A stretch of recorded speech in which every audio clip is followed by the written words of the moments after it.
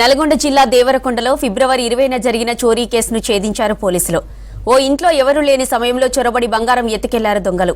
బాధితుల ఫిర్యాదుతో కేసు నమోదు చేసిన పోలీసులు హైదరాబాద్ పాత బస్తీకి చెందిన ముగ్గురిని అరెస్టు చేశారు. 20 తులాల బంగారం స్వాధీనం చేసుకున్నారు. మరో ఒకరు పరారీలో ఉన్న మరో నిందితుడి కోసం వెతుకుతున్నారు. Meaning 6.5 తులాస్ ఏదైతే ప్రాపర్టీ ఆఫెన్స్ జరిగిందో ఇందులో జాఫర్ ఇంకా మొసిన్ వీళ్ళిద్దరు మెయిన్ ఆఫెండర్స్.